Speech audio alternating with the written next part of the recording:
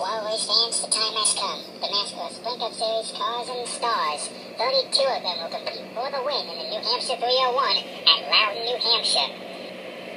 Since its early days, New Hampshire Motor Speedway has been known as the Magic Mile, but who's got the magic wand to do it here today, getting the job done, winning here on this mile track? Hey, speaking of which, let's see what some of the favorites in this race have to say about getting around this 1 mile racetrack. Ever since my first race at Loudon, it's one of the hardest tracks for me to get a feel of, especially racing and running laps in those flat corners. To me, New Hampshire Motor Speedway is a fast, but challenging track. Turns 1 and 3 you must brake at the right time before it's too late. Exiting corners 2 and 4, you will have to figure out whether or not you'll have to either let off the gas, or go straight into the wall and damage yourself. But trust me, when us NASCAR drivers race at Darlington at some point, you will realize how hard it is to get around the track, too tough to tame. I don't know why, but New Hampshire International Speedway has been always one of my favorite places to race and compete. It's where I won both races in 2003 and the Industrial Tools 301 in 2010. And you know, despite me wrecking out the last time I raced there 4 years ago, the Jimmy Johnson Foundation Hot Rod will be there in Victory Circle when the race is over. A win, or top 10, or even a top 5, I'll be satisfied with. Well, that was nice, I guess. Let's go with our picks now. Ben, who are you going for? Okay, Tom, before I do tell the audience out there my prediction for the races, let's show them what our new show is going to be on this YouTube channel. And also, we may or may not get to our top picks for each and every Cup race, or NASCAR inaugural race for that matter. So we're just going to do the best we can. Anyway, here is our show, only available to see in the NASCAR ARCA Diecast series. Here it is, and here is my pick for the New Hampshire race.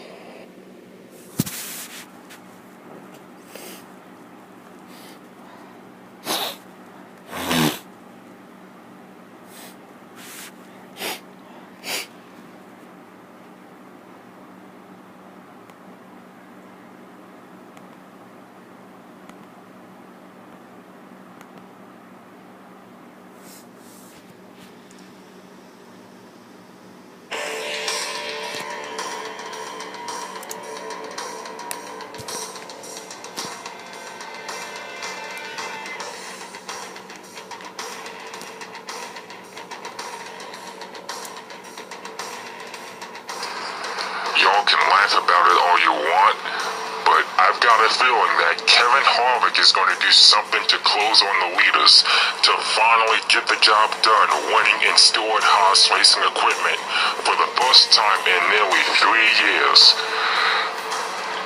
Despite having 12 DNFs, he's going to do something to win this race. Plus, he finished in the top 5 the last time he raced the Cup Series drivers raced here. Tom, who's your pick? Honestly, Ben, I have to go with Matt Kenseth. And it's not because of his current statistics as of right now in the Cup Series in his diecast career, but you have got to love that Tide paint scheme he's racing today at this racetrack, because if you look at it closely, it's supposed to run this season's Darlington race, a throwback to Ricky Craven's paint scheme 15 years ago. But Tide and Matt Kenseth and Joe Gibbs decided to race it early at New Hampshire, and well, here we are. Ginger, my nephew, who's your pick to win the New Hampshire 301? Well, Uncle Tom, I'm going for Jimmy Johnson in the 4018 because I support the Jimmy Johnson Foundation 100%, as well as the 48 team itself. So I am confident that That beautiful paint job is going to go to New Hampshire's Victory Circle, where it belongs, and the 48 crew will celebrate victory for the first time in forever. If you take a close look at Jimmy's statistics as of right now, he has recorded 2 second-place finishes this season. One at the Charlotte 600 and the Quaker State 400 at Kentucky Speedway, which was just the previous Cup race. Ty, who are you going for?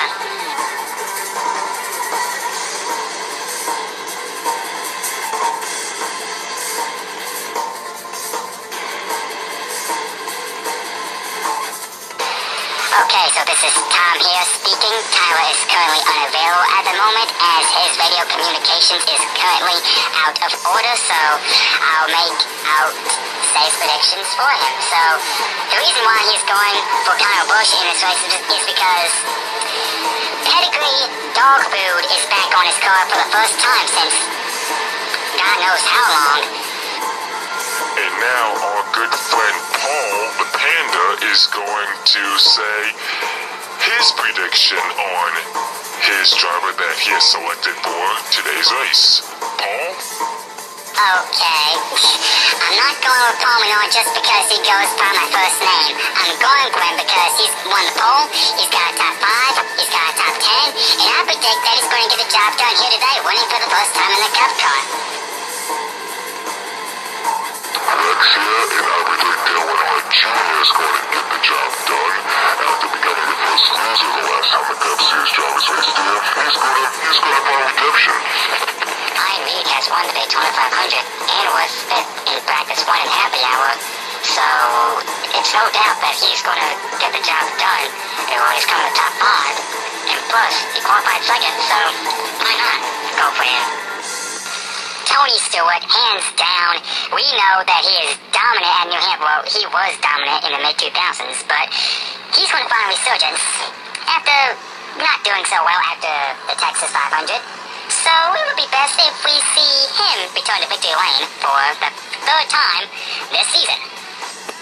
Ryan Newman, because, well, he's been doing bad since after season 1. It would be a nice change of pace if he wins in RCR equipment. Okay, I know what you're thinking, but I have to go with Jimmy Fan 48. I have to. I feel like he's not going to get a win, but at least come to the top 10, maybe the top 5 when the checkered flag flies. And get this, if that does happen, it would be such an accomplishment in just his 4th Cup Series start.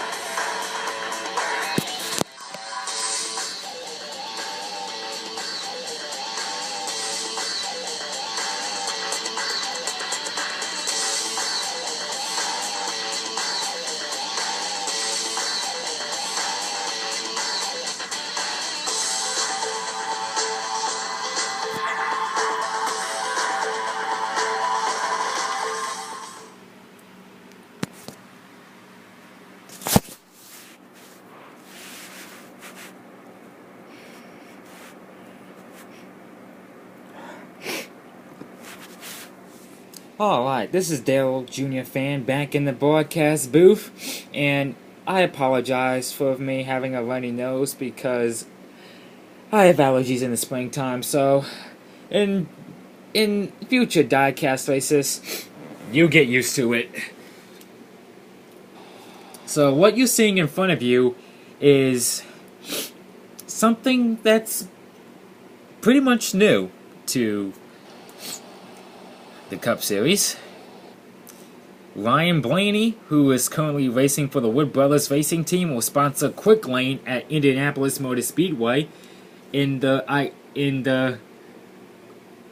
upcoming Brickyard 400 event at that very racetrack at the Brickyard. Kyle Larson will pick up a new sponsor with Credit One Bank on board, as that sponsor will come aboard to sponsor Kyle for the first time at the same event as Ryan Blaney will sponsor the Quick Lane company and carry the Quick Lane colors at the Brickyard. So with that being said, Lawson will sponsor Credit One Bank at the next Cup race at Indianapolis Motor Speedway in the Brickyard 400 event. Oh, speaking of Credit One Bank, Jimmy McMurray and Credit One Bank will extend partnership with each other after an outstanding run at Daytona. They will be around with Jimmy McMurray for many seasons to come.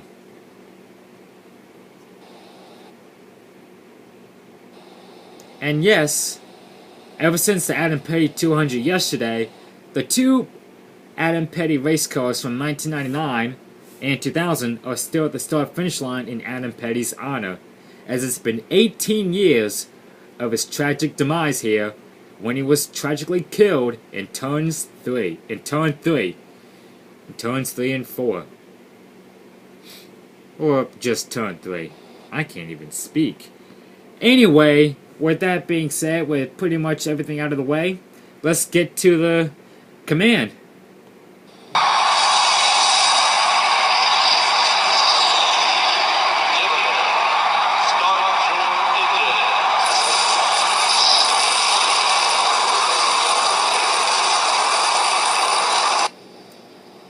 Engines are fired. Let's take a look at the starting lineup.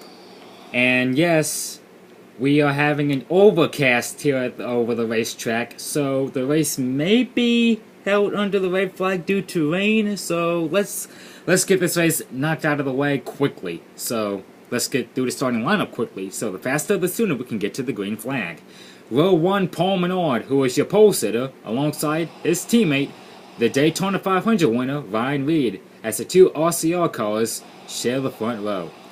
Row 2 has Chase Elliott and Kyle Larson, the young guns in the Cup Series circuit, and they are followed behind by the NASCAR veterans, Matt Kenseth in the Tide throwback to Ricky Craven's paint scheme, which won at Darlington Raceway 15 years ago in a photo finish with Kurt Busch on March 16, 2003. He starts alongside Tony Stewart in the Mobil 1 colors, Kevin Harvick in the 4, and Kurt Busch in the 41. Jimmy Johnson in the new look in the Jimmy Johnson Foundation colors, and he starts alongside rookie Ty Dillon. Denny Hamlin, who won at Charlotte, and Ricky Stenhouse Jr. Greg Biffle and Sam Hornish Jr. Sam Hornish is set to... It's been announced recently that Sam Hornish Jr., after this season, Sam will be released from the Richard Petty number 9 car, and he will no longer race in the NASCAR Sprint Cup Series after Season 4. Just putting that out there, so yeah, another silly season to... Another something to look out for next season. Sam Hornish won't be returned to the 9 car. Brian Scott in the 44 and Kyle Busch in the pedigree colors for the first time since 2011. Before I started this YouTube channel. Ryan Blaney in the Motorcraft colors and Brad Keselowski. Ryan Newman and Casey Kane. Mon Truex Jr. and Dale Earnhardt Jr., the two best buds. Alec Almirola and Alex Bowman the Showman. Jeff Gordon in his second-to-last race at Loudon alongside Trevor Bayne. Danica Patrick and Jamie McFlurry, no pun intended. Joey Logano and Carl Edwards in the Aflac colors. Kyle Hampton Sr. makes another race for the first time since, if I recall, the Daytona 500 this season. He starts alongside a newcomer to the NASCAR Sprint Cup Series, Jalen Atkins, 24. This is his first Cup Series debut here at Loudon. Rounding out the field is Jimmy Fan 48, who is filling in for his close friend Shoes, NASCAR Fan 20, as he is currently ill.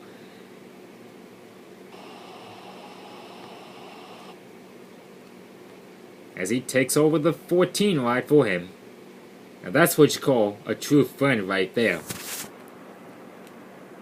A true friend indeed. Ugh. As we get ready to take the green flag here, Ryan Reed and Paul Menard lead them slowly to the green flag. And... technical difficulties.